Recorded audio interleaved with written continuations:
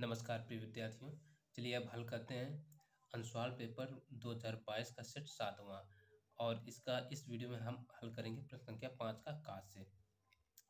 और इसके पहले हम सवाल नंबर 4 तक पूरे के पूरे बता चुके हैं, तो वो वीडियो नहीं देखें तो लिंक इस वीडियो के डिस्क्रिप्शन बॉक्स में मिल जाएगी, तो उस लिंक पर क्लिक करके वो वीडियोस भी आप देख सकेंगे। और यह तो चैनल की प्लेलिस्ट पर जा कर के भी देख सकेंगे। और सभी के सभी अनुस्वार पेपर के सॉल्यूशन आपको हमारे इस यूट्यूब चैनल पर मिल जाएगा। तो आगे के और सॉल्यूशन देखने के लिए जो हमने अभी तक नहीं भी प्रोवाइड करा है, उनको भी पाने के लिए आप हमें कमेंट करिए और इस वीडियो को लाइक ज़रूर करें और चैनल को सब्सक्राइब नहीं किया तो सब्सक्राइब भी कर लेना। तो चलिए हल करते हैं सवाल नंबर 5 का। तो यहाँ पर 5 का जो है वो क्या कहता है, कह रहा है चित्र में त्रिभुज BCD एक समलंब है। देखो यहाँ पर त्रिभुज कह दिया, ठीक है ना, जबकि ये बड़ा मतलब ABCD एक क्या होगा, ये समलंब होगा, ठीक, जिसमें AB समांतर DC, यानी AB और DC ये समांतर हैं। असमांतर भुजाओं AD और BC क्रमशः बिंदु E और F इस प्रकार स्थित हैं कि EF भुजा AB के समांतर है। तो दर्शाइए कि AE/ED बराबर BF/FC, ये सिद्ध करना है, ठीक। तो सबसे पहला काम है सवाल को पढ़ना। ये एक प्रमेय है और कुछ नहीं, आपको किताब में मिल जाएगी, ठीक है। तो अब इसको हल करने के लिए सबसे पहले हम क्या करेंगे, देखो ये जो सवाल है ना 5वां 4 अंक का सवाल है, तो बाकायदे हमें लिखना पड़ेगा। लिखने के लिए सबसे पहले अब हमें कुछ ना कुछ चीज़ें दी गई हैं, वो जो चीज़ें दी गई उनको हम दिया है हमें लिख लेंगे। तो हम हेडिंग डालेंगे दिया है। अब उसमें सबसे पहले क्या कहते हैं, ABCD एक समलंब है, तो हमने वही लिख दिया ABCD एक समलंब है। अब आगे क्या, AB समांतर DC, तो ये भी हम लिख लेंगे, AB समांतर DC लिख लिया। और क्या कहा है, असमांतर भुजाओं AD और BC क्रमशः बिंदु E और F इस प्रकार है कि EF भुजा AB के समांतर है। इसके अलावा हमें दे रखे हैं जो AB है वो किसके समांतर है, EF AB के समांतर है, यानी तो AB समांतर EF भी लिख सकते हैं, ठीक। ये इतनी चीज़ें दी गई हैं। और अब इसके आगे क्या है, तो दर्शाइए का मतलब सिद्ध करना ही है, ठीक है ना। तो हम चाहें तो दर्शाइए या सिद्ध करना है, कुछ भी लिखना चाहें लिख सकते हैं, ठीक। तो हम लिख दे रहे सिद्ध करना है। क्या सिद्ध करना है, AE/ED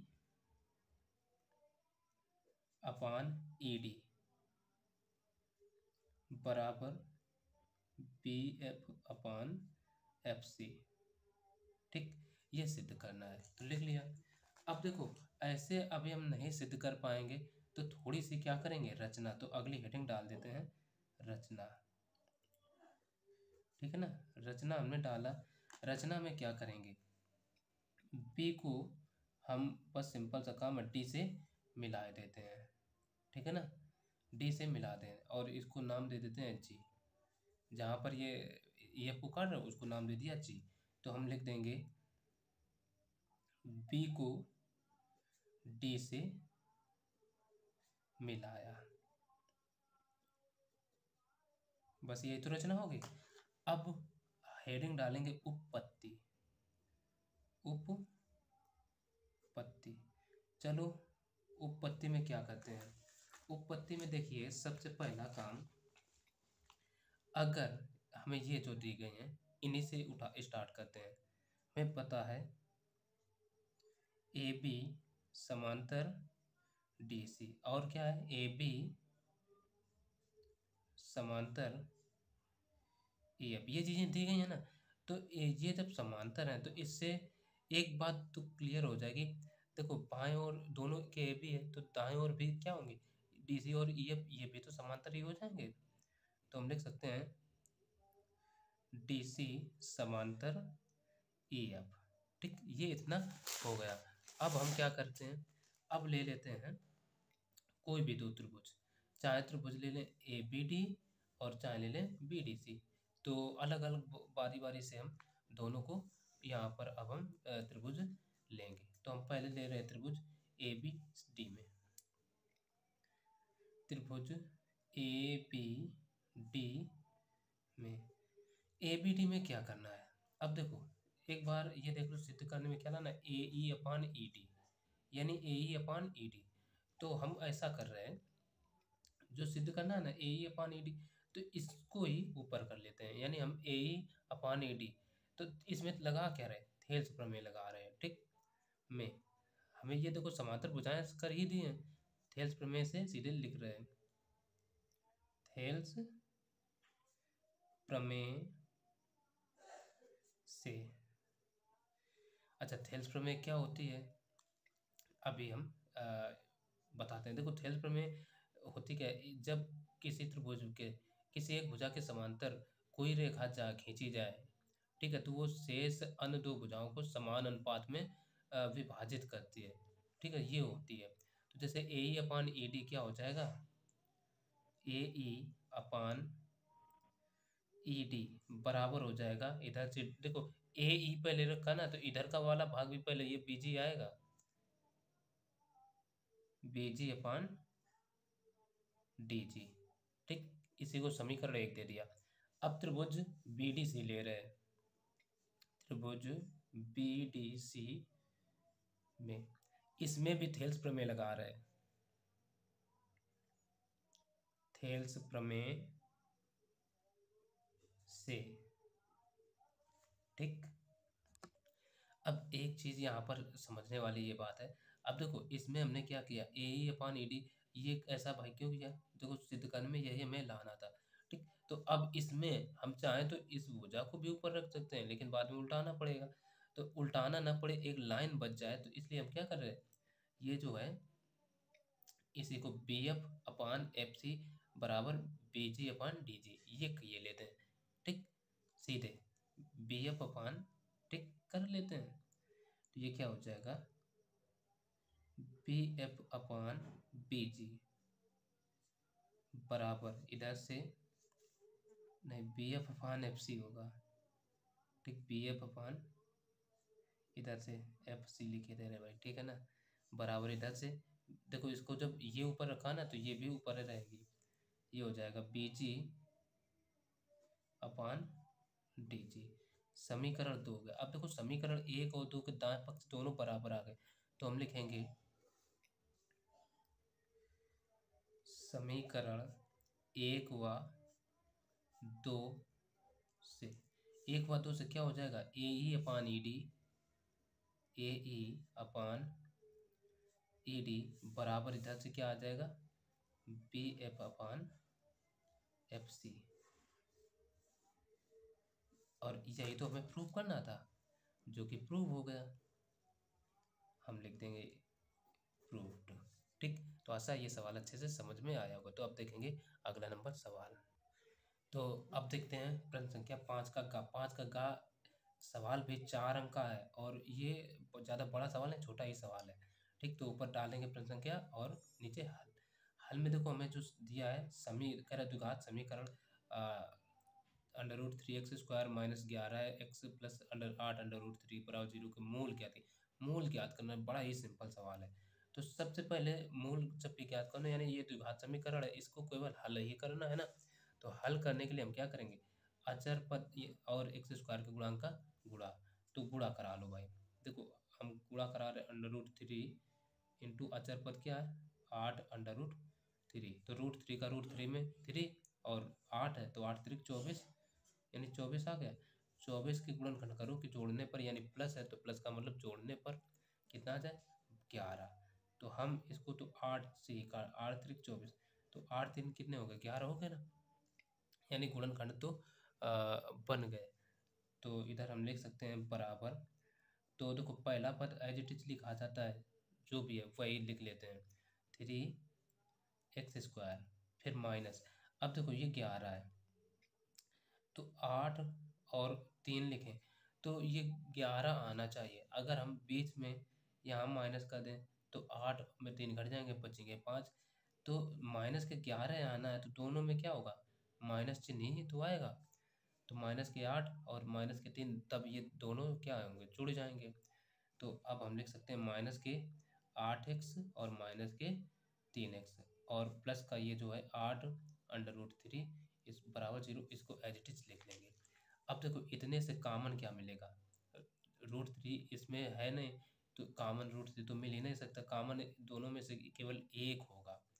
ठीक, तो एक लिखा नहीं है तो सिंपल सा है, एक्स इसमें भी एक्स इसमें भी, तो एक्स कॉमन हो गया, तो अंदर बचेगा √3 एक्स और माइनस का 8। अब यहाँ से देखो माइनस है चिन्ह, तो इसी चिन्ह के साथ हमेशा कॉमन मिलता है। ठीक, तो माइनस का अब देखो √3 इधर भी और इधर 3 है, तो 3 को हम देखो लिख सकते हैं √3 इंटू √3। अगर एक 3 बाहर निकाल लें तो एक है तो अंदर बचेगा ना, तो एक 3 यहाँ से हमने बाहर निकाला। ठीक, √3, तो एक बचेगा √3 एक्स, और यहाँ जब माइनस है तो अंदर का चिन्ह बदल जाएगा, तो हो जाएगा 8, यानी जो ब्रैकेट ये वही आ गया, सेम बन गया। तो ये बचना हमारा √3 एक्स माइनस के 8, और एक ब्रैकेट में ये एक्स माइनस का √3 बराबर क्या है 0। अब यहीं से हम कर लेंगे यदि √3 एक्स माइनस 8 बराबर 0, तो √3 एक्स बराबर कितना आ जाएगा 8, तो यहाँ से एक्स का जो मान आएगा वो क्या आ जाएगा 8/√3।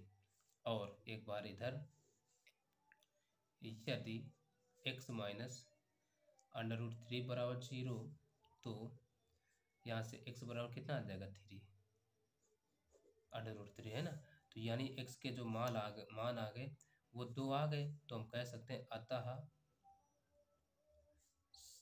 समीकरण के मूल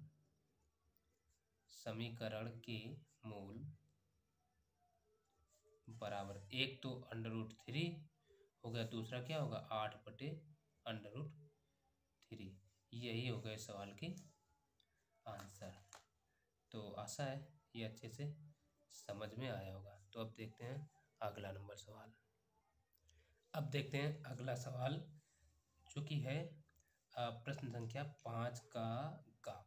5 का गा देखो यहाँ पर क्या कह रहे 4.2 सेंटीमीटर त्रिज्या वाले धातु के एक ठोस गोले को पिघलाकर 6 सेंटीमीटर त्रिज्या वाले एक ठोस के रूप में ढाला जाता है। बेलन की ऊंचाई क्या थी, यानी यहाँ ये नहीं कहा किसके रूप में, लेकिन यहाँ के बेलन की ऊंचाई क्या थी, यानी बेलन के रूप में वो ढाला जा रहा है। ठीक है ना, बेलन के रूप में ही ढाला जा रहा है। तो देखो हम ये समझाने के लिए इस तरीके से चित्र बना लेते हैं, यानी ये गोला समझिए, ठीक है ना, वृत्त ना समझिए, गोला है जिसकी त्रिज्या कितने दे रही है 4.2 सेंटीमीटर। इस गोले से एक ये बेलन बनाया जा रहा है, बेलन की त्रिज्या दे रखे हैं 6 सेंटीमीटर। तो देखो गोले की त्रिज्या हमने आर मानी, स्मॉल आर, और बेलन की त्रिज्या कैपिटल आर मान लिया, ये 6 सेंटीमीटर दिया है। तो और इसकी ऊंचाई पूछा है, तो ऊंचाई को हमने h मान लिया। ये चीज़ें लिख दिए, लिखने के बाद अब जो इन चीज़ों में जब भी एक चीज़ से कोई दूसरी चीज़ बनाई जाती है तो उसका केवल एक ही चीज़ बराबर होता है, वो होता है उनका आयतन। तो यहाँ पर हम लिख लेंगे प्रश्नानुसार, ठीक है ना, प्रश्नानुसार गोले का आयतन जब भी एक चीज से दूसरे में ढाला जाए तो आयतन बराबर होगा, बराबर हो जाएगा बेलन का आयतन। चलो रख दो। गोले का सूत्र क्या होता है, गोले के आयतन का होता है 4/3 पाई आर क्यूब। देखो इसकी त्रिज्या स्मॉल आर माने तो स्मॉल आर क्यूब बराबर बेलन का आयतन होता है पाई आर स्क्वायर एच। तो पहला काम है यहाँ कैपिटल आर लिखेंगे, पाई से पाई कैंसिल आउट क्योंकि इसकी कैपिटल आर माना है ना। तो अब देखो अब रख दो मान, तो ये 4/3 इंटू आर, आर का मान कितना 4.2 दे रखे हैं, तो 4.2 इंटू 4.2 इंटू 4.2, क्यूब का मतलब वो चीज़ को हमने 3 बार लिख लिया, बराबर आर स्क्वायर, आर का मान कितना है 6, तो 6 × 6 इंटू क्या है एच है, एच हो गया। अब देखो इनके दशमलव ये रिमूव कर रहे, 1 0, यहाँ से ये 0.10, यहाँ से ये 0.10, ये हो गया। अब हम क्या करते हैं, देखो 6 एकम 6, 6 सत्ते 42, 6 एकम 6, 6 सत्ते 42, ठीक, और 3 एकम 3, 3 एकम 3 और 3 चौको 12, 14 बचा। तो इधर कितना बचा? 4 गुणा, देखो 1 2, 2 बार 7 आए, 7 गुणा 7 गुणा, अब देखो ये 14 है, 14 को अगर हम लिखना चाहें तो 7 गुणा 2 लिख सकते हैं, कोई दिक्कत ना हो तो। ठीक, 14 को हमने 7 गुणा 2 लिख दिया और बटे 10 3 बार है तो 1 2 3 बराबर h। यहाँ तक कोई दिक्कत आए तो बताओ। अब क्या करो, इन सबका गुणा करो। देखो 7 सत्ते 49 सत्ते 343, तो 343 गुणा 4 और 2 को गुणा 8 बटे 1 2 3 बराबर एच आ गया। अब इनका गुणा करा लो। तो देखो 8 त्रिक 24 की 4, 8 चौक 32 और 2 34 की भी 4, 8 त्रिक 24, 24 3 27 और बटे में कितना था? 1 2 3 इतना 0 बराबर एच। अब इसका मतलब इतने से भाग दे दो तो यहाँ से एच बराबर क्या आ जाएगा? देखो 1 2 3 0 तो 3 अंक पर दशमलव यानी 2.74। ठीक है, 744 ना लिखो तो हम केवल एक बार 2 अंक तक लिखा जाता है, 2 अंक तक बस लिख लिया तो यही हो जाएगा इसका आंसर। और ये काय में था? सेंटीमीटर, तो सेंटीमीटर यही इसका आंसर हो जाएगा। ठीक, तो अब अगला सवाल। अब देख रहे हैं प्रश्न संख्या 5 का घा नंबर। तो यहाँ पर 5 का घात देखो क्या कह रहा है, निम्न के बारंबारता सारणी का माध्य ज्ञात कीजिए। इस तरीके से ही हमें सारणी दी है और इसका माध्य पूछा। माध्य का मतलब ये है समांतर माध्य, ठीक है ना, और कुछ अलग नहीं। तो समांतर माध्य ज्ञात करना है। तो समांतर माध्य हमने बताया कि जब भी इस तरीके की सारणी हो तो ऐसे में आप पद विचलन विधि से निकालें तो सबसे आसान रहेगा, ज़्यादा कैलकुलेशन हमें नहीं पड़ेगा। ठीक, उसके लिए कुछ स्टेप होते हैं, उनको अच्छे से बस हमें समझना ज़रूरी होता है। ठीक, तो समझते चलते हैं। तो सबसे पहले यहाँ पर सारणी इस तरीके से दी है, इसको आप इस तरीके से कॉलम वाइज लिख लेना। ठीक है, ऐसा लिखने के बाद देखो पहला वर्ग अंतराल तो एच टी वर्ग अंतराल, फिर बारंबारता को उसके बाद। अब इसके बाद जब हम पद विचलन से हल करते हैं तो जरूरत पड़ती है मध्य मान की। तो मध्य मान ये निकाल लिया। तो मध्य मान कैसे निकाला जाता है? तो मध्य मान होता क्या है, एक्स नहीं मतलब इन दोनों को जोड़ करके जो भी जोड़ने पर आए और उसको 2 से डिवाइड करिए, वो होता है मध्य मान। या सिंपल सा समझो 10 और 25 के बीच में क्या होगा, तो वो होगा 17.5। ठीक, अब सबके बीच का अंतर कितना है? 15 15 का है ना। ठीक है, यहाँ देख सकते हैं। ठीक, तो अगला क्या आ जाएगा? 32.5, क्योंकि 25 और 40 के बीच में क्या आएगा? 32.5। फिर इसमें आ जाएगा 47.5। फिर इसमें ये आ जाएगा 62.5। फिर इसमें 77.5 और ये आ जाएगा 92.5। यानी हमने क्या क्या किया भाई, सब में देखो 15 15 का अंतर है तो बस वही ऐड करते चले गए हैं और कुछ नहीं। तो ये इतना आ गया। अब इसके बाद एक कॉलम आता है हमारा डी बराबर। डी बराबर होता है x माइनस ए। तो ये जो मध्य मान वाले मान होते हैं इनको सबको x कहा जाता है, ये ध्यान रखिए। तो और इसमें से हम बीच में 1 2 3 1 2 3 4, तो हम चलो ऊपर से तीसरे को ही, यानी बीच में आना चाहिए, चाहे तीसरा हो या चौथा हो, जो भी पद हो मतलब बीच में से होता है वही मान लेते हैं। ठीक, तो इसको मान ले रहे हैं ए, बीच वाले को ए मान लिया। ठीक, नीचे से मानते तो इसको मान सकते थे, अरे जो भी चाहो उसको मान लो, कोई कन्फ्यूजन वाली इसमें बात नहीं होती है। ठीक है, तो हमने ए मान लिया। तो अब देखो 17 में 47 घटाओ, 17 में 47 तो कितना बचेगा? 30 बचेगा।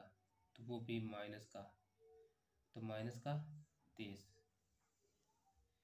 अब ये माइनस का, अब देखो 32 में हम 47 लेस कर दें तो कितना बचेगा? 15। और इसमें से 47 में से 0, अब 47 में यानी 62 में, यानी ये जो पद है ना, ये प्रत्येक पद एक सब कहलाएगा। एक बात ये भी ध्यान रखिए। तो पहला एक का पद ये था, दूसरा ये, तो पहले में जैसे 47 घटाया तो ये माइनस का बचा, दूसरे में 47 घटा तो ये माइनस का। अब तीसरे में खुद घटा तो 0 आ गया। अब चौथे में एक सौ क्या आएगा, 62 आएगा, उसमें से ये घटाओ तो आ जाएगा ये प्लस का 15, फिर ये 30 और ये फिर प्लस के 45 हो जाएगा। इस तरीके से कर लिया। अब अगला जो स्टेप आता है वो आता है हमारा u बराबर। तो u बराबर क्या होता है, t अपान h। h क्या होता है, h होता है इन सबके बीच का अंतर, जितना भी हो वो अंतर होता है h। तो पहला t यानी -30 है, 30 में अंतर कितना है 15 का, 15 से डिवाइड करो तो कितना है माइनस का 2, ये माइनस का 1, फिर 0, फिर 1, फिर 2, फिर 3। अगला जो स्टेप आता है तो वो आता है f इंटू यू का। f इंटू यू, इसको क्या करते हैं, तो इसको करने के लिए हम यानी ये जो पद होते हैं बारंबार वाले, इनको f कहा जाता है, ठीक है ना। बारंबार वाले प्रत्येक पद f होता है। तो f इंटू यू हुआ, तो जैसे 2 का गुणा हम कराएंगे -2 में, तो ये कितना आ जाएगा माइनस का 4। अब जैसे 3 है, 3 का गुणा -1 में होगा तो 3 एकम 3 यानी माइनस के 3 रहेगा। अब 7 का गुणा 0 में जाएगा तो 0। अब 6 का गुणा 1 में होगा तो 6 एकम 6, और 8 का गुणा 2 में तो 8 दूना 16, 4 का गुणा 3 में तो 4 3 12। तो अब इन सबको हमें जोड़ लेना, तो जोड़ने पर जो आएगा उसको हम लिखते हैं सिग्मा एफ यू। सिग्मा का मतलब होता है समेशन, ठीक है ना, यानी सबका योग कितना आएगा। तो देखो हम अगर देखें तो इधर कितना है, केवल 4 3 7 माइनस का है, ठीक। तो अब इतने में से घटा दें 6, तो एक बचा माइनस का, भाई देखो 4 3 7 में 6 घटा दो, माइनस का एक बचेगा, एक इससे और दे दो, इससे और दे दो, 15 हो गए। तो इधर बचे 15, इनका काम ऊपर वालों खत्म, 15 और 12 27, तो ये आ गया 27 27, इतना आ गया। और इसको भी ऐड कर लो, ये क्या है हमारा सिग्मा एफ है। सिग्मा एफ बराबर देखो, हम ऐसे जोड़े 3 2 5 7 5 12 6 18, 18 8 24, 18 8 26, 26 4 30, ये हो गया 30। ये इतनी चीज़ें आ गई। तो अब बस लगा दो माध्य। अब इसमें देखो माध्य का है, माध्य ज्ञात कीजिए, तो माध्य का है तो माध्य लगा लिख दो, या समांतर माध्य का है तो समांतर माध्य लिख दो। तो हम माध्य लिख रहे हैं। माध्य बराबर सूत्र होता है ए प्लस, अब देखो ए का मान चूंकि निकाला इसलिए ए प्लस होगा सिग्मा एफ यू। जब भी सिग्मा एफ मान एफ तक निकालें तो सूत्र वही बनेगा जाकर sigma F you upon sigma F into H. रख दो मान, ए का मान कितना है 47.5 प्लस का सिग्मा एफ यू का मान आया 27 बटे सिग्मा एफ का मान है 30 और इंटू उसका मान है एच। एच का मान होता है इन सबके बीच का अंतर, सबके बीच का अंतर कितना है 40 नहीं 15 का। तो अब इसको तो हम 15 से काट रहे हैं, 15 कम 15, 15 दूना 30 और 15 कम 15, ठीक है ना। तो अब क्या करो, इतने से इतने में कर दो डिवाइड, सिंपल सा काम है, डिवाइड हम कर ही देते हैं। तो देखो जब 2 से हम काटेंगे तो ये आ जाएगा 47.5 और प्लस देखो 2 एकम 2 एक बार गया। अब इधर 7 है तो 2 तियाँ 6 दशमलव लगा, 2 पंचे 10 ऐड कर लो। तो देखो 5 5 10 की 0, 13 47 60 और 1 61, यानी टोटल 61 आ गया। तो यही होगा इस सवाल का आंसर। तो अब अगला सवाल, हालांकि अगला सवाल जो है ना अगले वीडियो में बताएंगे। तो इस वीडियो में इतना ही, बाकी के सवाल जो होंगे अगले वीडियो में जल्दी ही लेकर हम हाजिर होते हैं। तो इस वीडियो को लाइक कर देना, तभी आगे का वीडियो आएगा। और चैनल को सब्सक्राइब नहीं किया है तो सब्सक्राइब जरूर कर लेना। तो चलिए मिलते हैं फिर अगले वीडियो, तब तक के लिए नमस्कार।